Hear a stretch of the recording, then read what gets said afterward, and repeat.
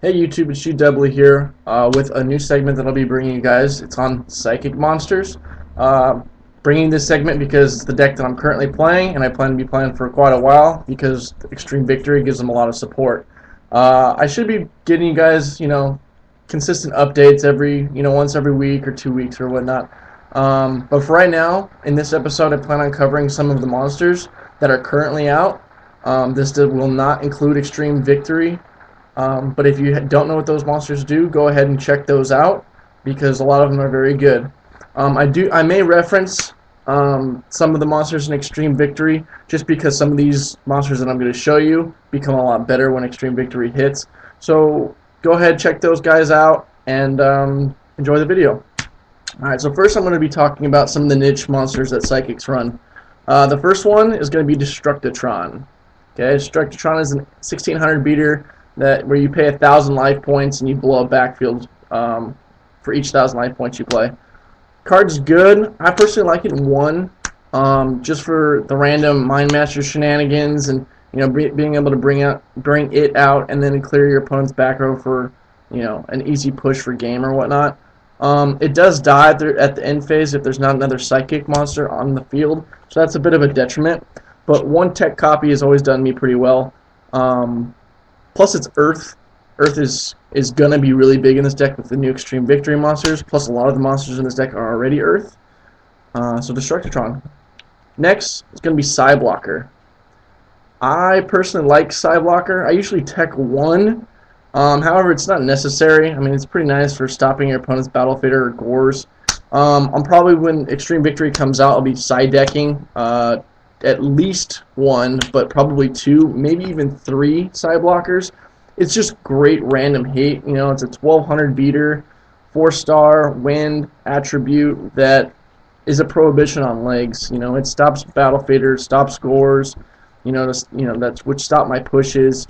It stops combo-based decks. It stops like key cards that the opponent has to have in order to win, such as maybe something like Chain Strike or Necro Valley or something sort.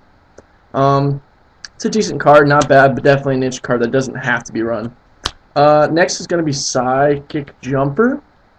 Another niche card, level 2 tuner.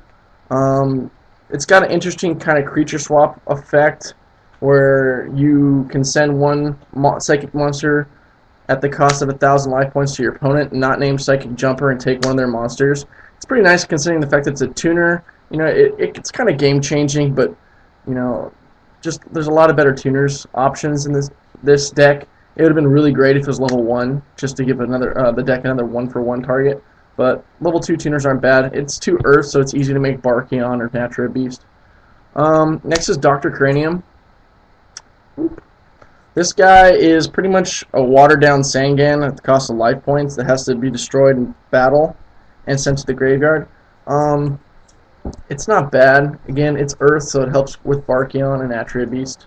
Level 1 means it can be brought out with 1-for-1, which you will be running in order to bring out Mind Master.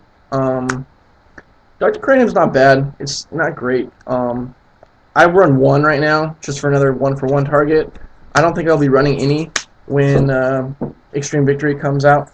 But it's definitely an option, and it's definitely a reasonable option. Next, we'll be talking about Mind Master himself. This is the card that Konami failed to ban. And you're going to regret it just because of some of the plays that this card creates. He creates instant locks with Natura Beast and Royal Decree and Tech Genius Halberd Cannon. He creates massive field presence with some of the new Extreme Victory monsters that come out. And the life point cost is so minimal, either if you're using Brain Research Lab or just the Psychic Synchro monsters themselves, gain the life points that you lost with Mind Master's ability. That it's negligible. You create a big field presence at the cost of life points, and then you just gain it back at the end of the turn with Android or with a big Hyper Psychic Blaster push. You support this card with cards like Power Well and with 1-for-1 and whatnot, just to bring it out that much faster because it's that good. Next, when we talk about Overdrive Teleporter, this is the next card. This is the Psychic Deck's Etherwing condition. Pretty much, It's a one tribute monster. You pay 2,000 life points and bring 2 level 3 psychic type monsters to the field. Sounds pretty familiar, doesn't it? Yeah, it's Rescue Cat for Psychics. Granted, it is a tribute monster, and you do have to pay a pretty steep life point payment in 2,000 life points.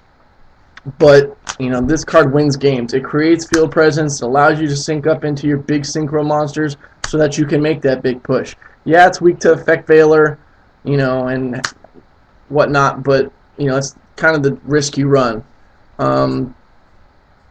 In the next set, it just gets even better with Extreme Victory support because you get more level 3 monsters that you're able to use him with. That's kind of his problem, and that's what Rescue Cat's problem was a long time ago. Rescue Cat was out for a long time before it became any good, just because the targets that it could bring out were just so small that it had a hard time being abused. Well, Overdrive Teleporter has the same sort of thing, where right now it's pretty good, but with the next set it gets another target that just makes it a lot better.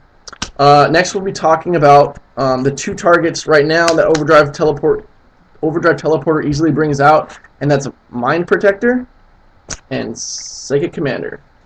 Alright, Mind Protector is pretty much just a big fat butt that just sits behind and it stalls for a turn or 2. It's a non-tuner, which is important because Psychic Commander is a tuner. You bring these 2 out, you got instant Brionac, you got an instant Psychic Nightmare. You can sync your Psychic Commander with your Overdrive Teleporter to bring out a Hyper Psychic Blaster. There's just lots of options that you can do. Being a level 3 Earth Tuner, again, he's Earth, means he can sync with just about any other Earth monster, and he makes an easy Barkion or Natrio Beast. Pretty good. Not to mention Psychic Commander. He's got a good ability that allows you to get over your opponent's monsters and protects your own psychic monsters too. So definitely going to be running these even when Extreme Victory comes out. Probably 2, maybe 3, depending on the build. So yeah. Next card, everyone's favorite psychic, and pretty much the one that 90% of people know is Craybon's. Craybon's good. It's it's a great stall card. It's a level 2 tuner, which is important because you can get it back with Power Well. If you're running psychics, you can splash it. It's dark, which is kind of odd for psychics, so you can splash it with the couple lights that psychics have, like Mind Protector and Overdrive Teleporter, and make some sort of chaos psychic build. Craybon's is good, level 2 tuner. Stops attacks. With Extreme Victory, though, he kind of becomes a little bit obsolete, and he becomes kind of more of a tech monster. The other ones are just that much better. I mean, he's by no means bad, but he just doesn't create the kind of loops and shenanigans that the other ones bring. He just kind of stalls for a turn, and that's really it. I'll probably tech 1 even with Extreme Victory coming out. But right now I run 3 just because he's just that good at the moment. Next, Psychic Snail. 1900 4-star Earth Beater. Card's good. Right now, he enables a lot of OTKs and, being brought out with Mind Master and then pitched and making all your big Psychic Synchros, being able to attack twice. Plus being a generic 1900 beater with no downside is, it's always nice.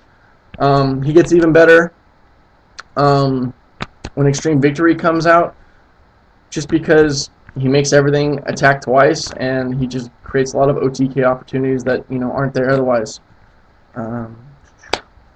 The last regular effect monster that I'll be talking about, because quite frankly all the other ones are pretty bad, is going to be Reinforced Human Cyborg.